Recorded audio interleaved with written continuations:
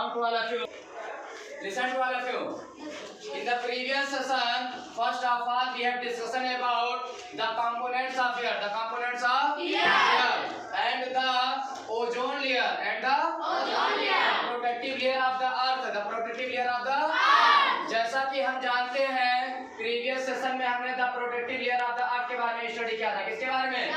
The protective layer of the earth. The protective layer of the earth is our ozone. क्या है? Ozone है, जिसका formula क्या था? O3 का क्या था? ऑक्सीजन का फार्मूला क्या होगा? कार्बन डाइऑक्साइड का फार्मूला क्या होगा? CO2 क्या होगा? वाटर का फार्मूला क्या होगा? H2O. Are you understand? तो जैसा कि हमने ओजोन लेयर के बारे में देखा था, किसके बारे में देखा था? ओजोन लेयर में हमारा जो पहला क्वेश्चन मोस्ट कम्युनिटी पता है, वो क्वेश्चन पूछा जाता है एग्जामिनेशन हॉल में.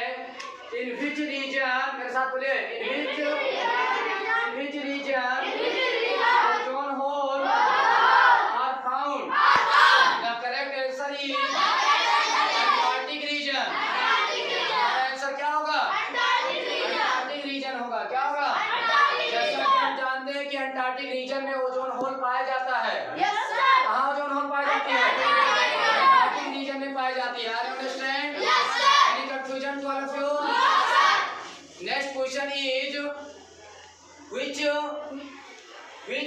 layer is known as protective layer of the earth? कौन सी लेयर प्रोटेक्टिव लेयर है हमारी धरती का? हमारी धरती का प्रोटेक्टिव लेयर कौन सी है? कौन सी लेयर है? The correct answer is ozone layer. The correct answer is correct answer हमारा ओजोन लेयर होगा. क्या होगा? correct answer हमारा क्या होगा? Ozone layer. अगर ओजोन लेयर ना होती तो जो हार्मफुल रेडिएशन हमारी सन से निकलती है, जिसको हार्मफुल सन रेडिएशन हम बोलते हैं, क्या बोलते हैं? और ये हार्मफुल सन रेडिएशन हमारे धरती पे ये डायरेक्ट फॉल करती है. कहाँ फॉल करती है? The harmful radiation that is UV rays are direct fall on the earth. Are direct fall on the earth.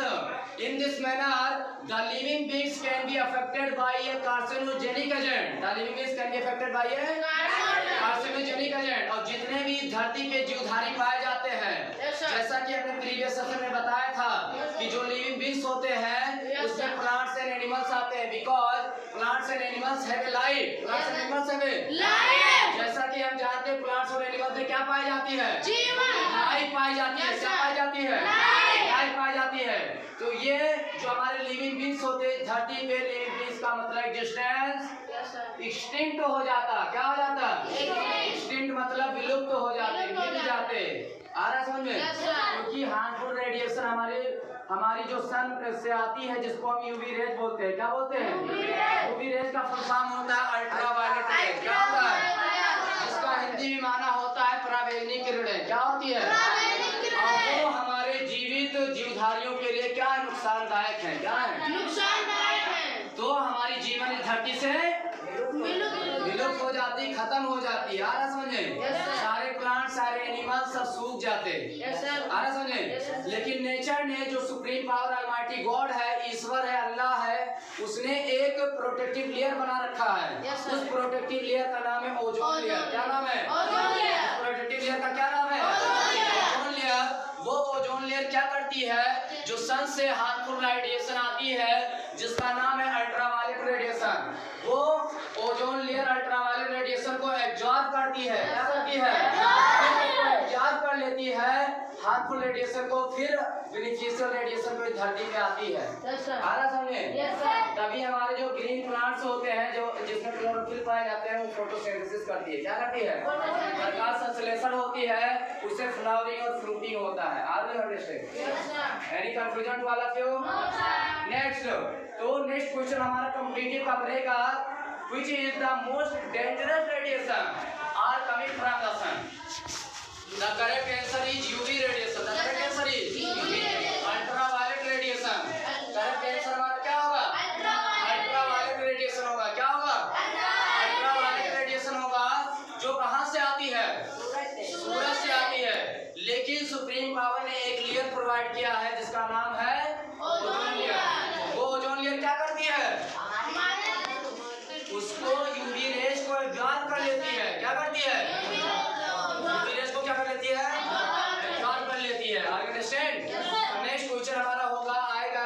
Question में कि which type of harmful radiation are coming from the sun? The correct answer is UV ray. Are you understand? Yes, sir. What is the full form of UV ray? Ultraviolet radiation. ध्यान से बोलो. Are you understand? The next question is most important question are coming in our examination hall as a competitive point of view. As a competitive point of view, one molecule of chlorine can depleted the 1 lakh ozone molecule. Yes, sir. Can depleted the 1 lakh of ozone molecule. कहने का sense ये है एक molecule chlorine का atom का, समझ रहे हैं, एटॉमिक मॉलिक्यूल, वो हमारे 1 लाख ओजोन मॉलिक्यूल को डिप्लीट करता है, नष्ट करता है. क्या करता है? नष्ट करता है.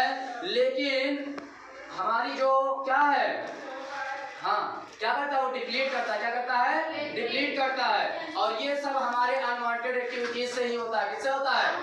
अनवांटेड एक्टिविटीज क्या होता है? हम एसी में रहना पसंद करते हैं, हम रेफ्रिजरेटर यूज करते हैं जिसका नाम है फ्रिज, हम फोम से इस्तेमाल करते हैं एज ए मैरिज सेरेमनी. शादी विवाह में दूल्हे को फोम ऐसे मारते हैं, स्प्रे जिसको कहते हैं, फोम उसको कहते हैं, समझ रहे हैं. वो फोम भी क्या, क्लोरीन मॉलिक्यूल उसमें पाया जाता है. एसी से भी मतलब जो एसी में गैस भरा जाता है उसका नाम है क्लोरीन गैस. क्या नाम है? वो क्लोरीन गैस हमारे डायरेक्ट एटमॉस्फेयर में जाता है और ओजोन लेयर, ओजोन होल का चांसेस बनता है. क्या बनता है? यानी कि ओजोन होल कराता है. क्या कराता है? एसी में जो हम रहते हैं, एसी से भी क्या निकलता है? क्लोरीन गैस निकलता है. वो भी हमारे क्या करता है, ओजोन लेयर को क्या करता है?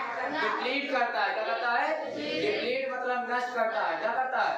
नष्ट करता है. तो अगर हमें अपने ओजोन लेयर को मेंटेन रखना है, हार्मफुल रेडिएशन से बचना होगा, तो हमें एसी को बैंड करना होगा, फ्रिज को बैंड करना होगा, फोम्स नहीं इस्तेमाल करना पड़ेगा जो स्प्रे इस्तेमाल करते हैं मेरी सेरेमनी में. Are you understand? तो जिसकी वजह से हम ओजोन होल को रोक पाएंगे, otherwise it is impossible. Are you understand? Otherwise अगर हम नहीं रोके तो हमारे धरती पे हार्मफुल रेडिएशन आएगी और हमारे धरती से जीवन मिट जाएगा. आ रहा सुने? Scientist are reported in the zone of Antarctic area, समझ रहे हैं, where as in case of Antarctic habitat the ozone hole are found. यानी कि जो हमारे वैज्ञानिक थे उन्होंने रिपोर्ट किया कि जो अंटार्कटिक रीजन है वहाँ पे ओजोन होल मिला हमको. क्या मिला? Ozone hole. और नेक्स्ट क्वेश्चन हमारा बनेगा, हाँ, नेम ए केमिकल. क्या बनेगा? Name a chemical which can deplete the ozone layer. Name a chemical which can deplete the, यानी कि ऐसे केमिकल का नाम बताइए जो हमारे ओजोन लेयर को क्या करता है? डिप्लीट करता है. क्या करता है? The correct answer is chlorine molecule. CF fluorocarbon. CF C for chloro, मेरे साथ बोलिए, C for chloro, F for fluoro, CS for carbon, CS for carbon. Whereas the CF is known as chlorofluorocarbon. Are you understand? Any confusion to all of you? Next question जो हमने बताया था animal plant kingdom से, plant kingdom से हमने बताया था amphibian of the plant kingdom, amphibian of the division bryophyta. Division, the correct answer is division bryophyta. Next question जो हमारा मोस्ट कॉम्पिटिटिव है वो हमेशा आता रहता है. अगर ये क्वेश्चन कंपटीशन में ना आए तो इसके बिना हमारा कॉम्पिटिटिव एग्जाम इनकम्प्लीट रहेगा, अधूरा रहेगा. क्या रहेगा? उसका क्वेश्चन, वो क्वेश्चन है हमारा, which is the best indicator of air pollution. Which is the substance or best indicator of air pollution. अगर जिस जोन में, जिस एरिया में, जिस बेल्ट में, जिस रीजन में, जिस इलाके में अगर लाइकेन नहीं पाया जाएगा, समझ रहे हैं, तो हमें समझ में आ जाएगा कि इंडिकेट करेगा कि उस जोन में, उस रीजन में एयर पॉल्यूशन है. क्या है? Air pollution. Are you understand?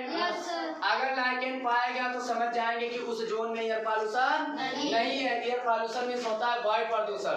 Air pollution में क्या होता है? और यही एयर पॉल्यूशन एक बहुत भयावह रूप अपनाता है, समझ रहे हैं, जिसको हम नेचुरल फिनोमेना कहते हैं. क्या कहते हैं? जिसको हम नेचुरल डिजास्टर मैनेजमेंट कहते हैं. क्या बोलते हैं? अगर एयर पॉल्यूशन होगा तो हमारा क्लाइमेटिक कंडीशन में चेंजेस होंगे. क्या होंगे? ठीक समय पे ना विंटर सीजन होगा, ना ठीक समय पे समर सीजन होगा, ना ठीक समय पे रेनफॉल होगा। Are you understand? तो इसी को कहते हैं क्लाइमेटिक कंडीशन। क्या बोलते हैं? Changes in the climatic condition. और अगर ठीक समय पे नहीं होगा तो ग्लोबल वार्मिंग होगा। क्या होगा?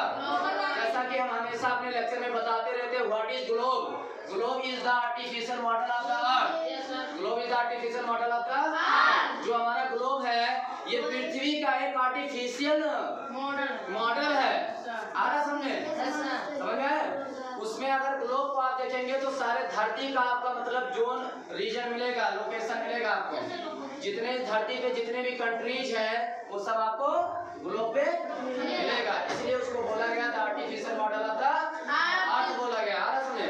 तो अगर ग्लोबल वार्मिंग होगा तो जैसा कि हम जानते हैं कि रॉक से माउंटेन हमारे बने होते हैं। किससे बने होते हैं?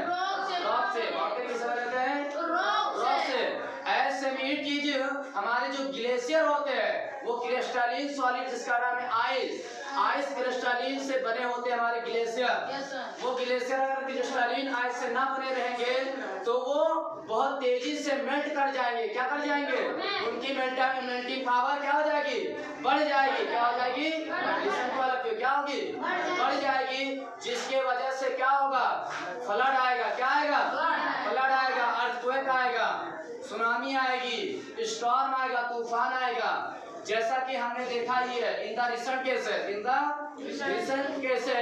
इन the two developing countries like Turkey and Syria, the natural disaster managements are occurred. Are you understand? जैसा कि हम फिलहाल की न्यूज में देखे हैं कि हमारे जो तुर्की और सीरिया थे वहां पे 30,000 of people may be killed in the way of natural disaster management. Are you understand? जैसा कि हम जानते हैं अकॉर्डिंग टू मीडिया का स्टेटमेंट है कि 30,000 लोग या 40,000 लोग की डेथ हो चुकी है अब तक। कहाँ पे? सीरिया और तुर्की में। किसकी वजह से? अर्थक्वेक की वजह से, भूकंप की वजह से। किसकी वजह से? चलिए क्वेश्चन और जान लीजिए, कंपटीशन में हो सकता है क्योंकि आप लोग लोअर स्टैंडर्ड के हैं। तो यह पूछा जाएगा कंपटीशन में कि what type of unit can measure the earthquake. The correct answer is Richter scale. Earthquake को किससे मेजर करते हैं? Richter scale. Thanks a lot to all of you. आज का सेशन यहीं पे